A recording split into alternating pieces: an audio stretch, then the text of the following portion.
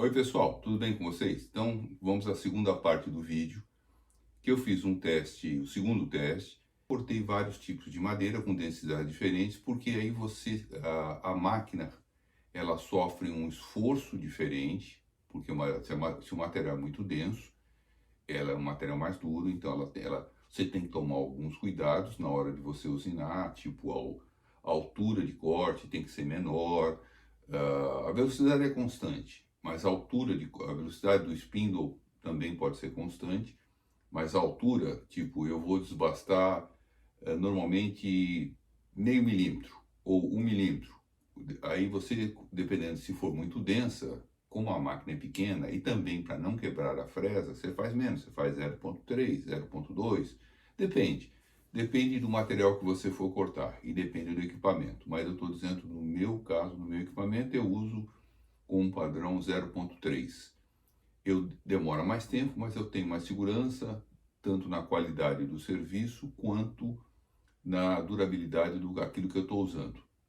Então, nas madeiras que eu cortei não teve problema. Você precisa tomar cuidado quando você cortar tipo compensado. Compensado não é a mesma fresa que você corta uma madeira comum. Porque se você usar a mesma, corta, se você usar a mesma, corta, mas o acabamento fica muito ruim, tá? É diferente de você, como eu mostrei no vídeo anterior, que eu tive que dar uma lixadinha para melhorar o acabamento. No caso do compensado, não dá para você fazer isso porque ele arranca pedacinho e fica a borda ou todas as coisas, fica tudo cheio de dentinho. Então fica muito ruim. Então você tem que usar uma fresa diferente, como também para o MDF. Você tem a mesma fresa que você usa para o compensado, você pode usar para o MDF. Você tem um acabamento fantástico. Qual fresa? Que tenha dois fluentes, que tenha dois cortes, tá? É a ideal para você usar, tá?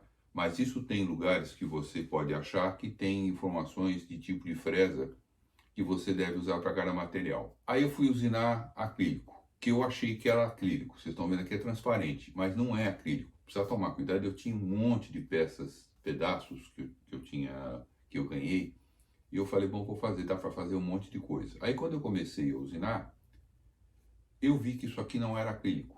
O acrílico que você tem que comprar é esse aqui que está escrito embaixo. Esse você pode comprar e usinar, cortar tudo. Porque na realidade isso aqui não é acrílico, isso aqui é plástico. E quando você começa a usinar, você tem que usar uma fresa para isso, mas ele começa, as primeiras camadas, ele começa a derreter. E ele acaba colando na fresa, ele pode quebrar a fresa e, no fim, bagunça tudo. Não dá para fazer. Então, quando for comprar acrílico, só pode ser desse tipo.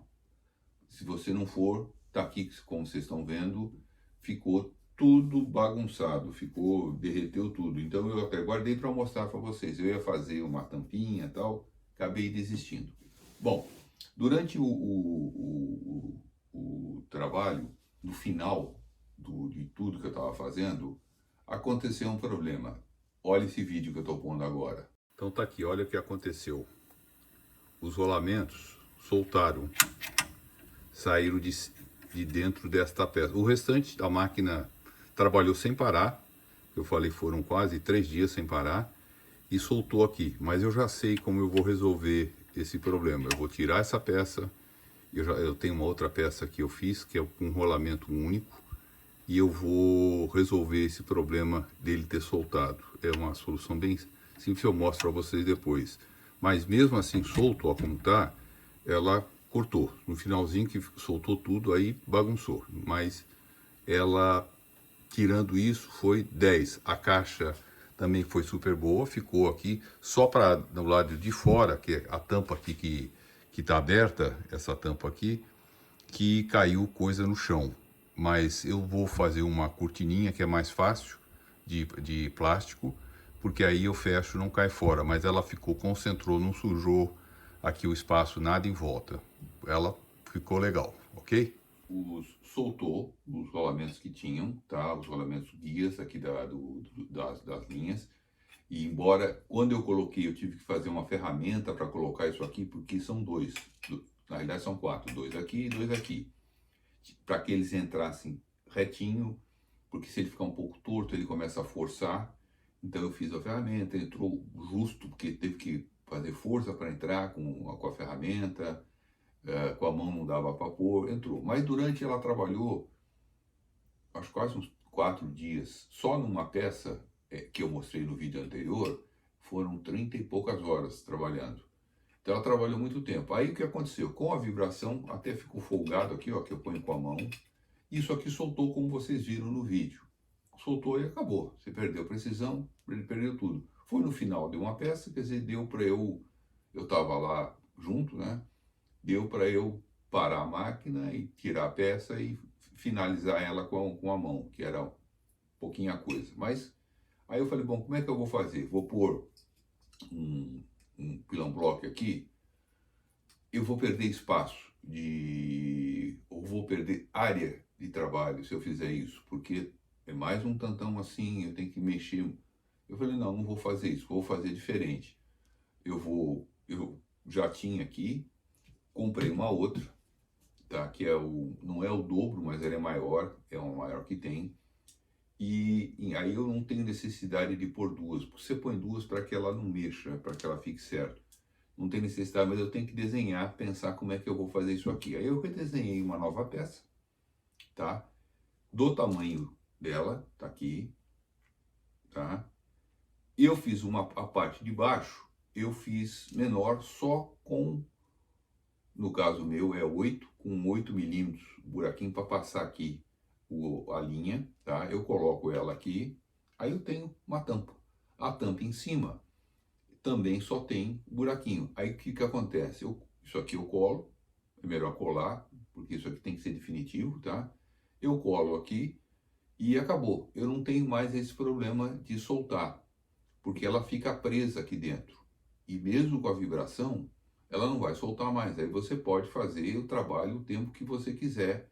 Não tem, foi o único problema que deu, porque era a única peça que tinha esse tipo de coisa. Todas as outras, os outros rolamentos que eu tenho, eles são fixos. Então eu não fiz esse aqui para não ter isso. Então eu soltei.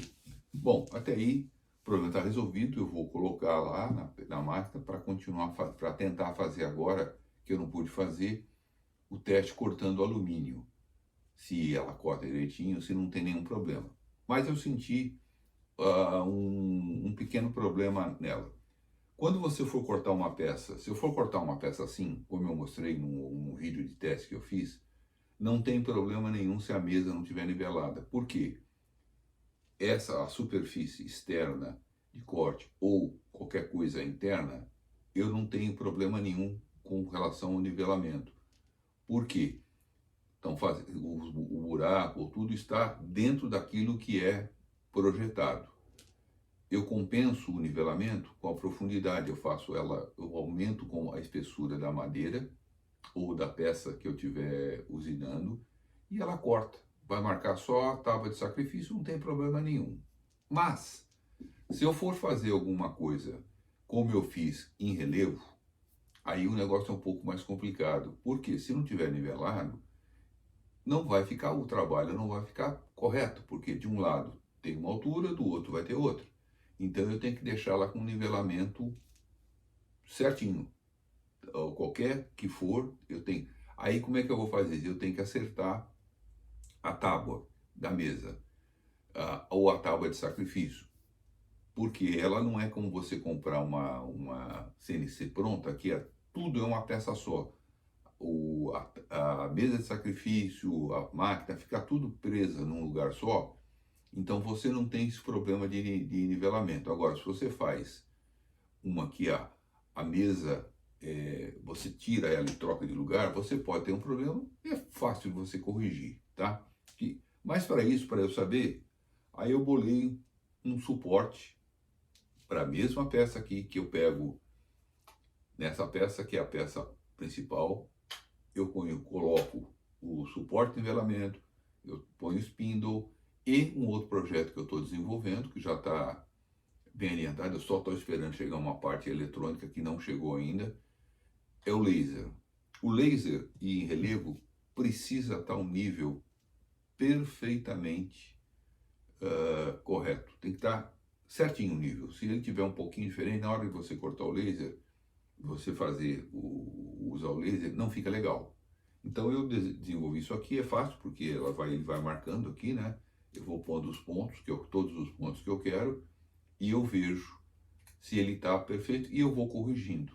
Eu troquei a minha mesa de sacrifício por uma tábua de MDF que teoricamente ela é plana. Pode acontecer que uma superfície seja um pouquinho, uma extremidade seja um pouquinho mais alta que a outra. Pode acontecer isso, mas ela, em geral, ela não é assim. Pode até fazer assim ou pode fazer assim. Aí é fácil de você corrigir, porque é uma superfície grande. E com isso aqui, com esse acessório que eu fiz, eu consigo descobrir e deixo ela perfeitamente nivelada, ok? Então, pessoal, tá aí, é isso que eu queria passar para vocês, o que aconteceu. A outra peça que eu estou terminando que eu mostrei para vocês no outro vídeo, eu vou mostrar para vocês como é que eu continuo fazendo o trabalho, tá? Isso são peças que eu aqui é vendido esse tipo de coisa e é caro, bem caro, uma peça dessa que você... E a minha não é muito grande, a minha é mais ou menos desse tamanho, que eu fiz lá no outro vídeo. O pessoal vende aqui por uma grana. Dá trabalho? Dá. Mas se você usa a metodologia correta, dá para fazer e dá para até vender, tá? Essas peças. Bom, mais uma vez obrigado por vocês assistirem meus vídeos.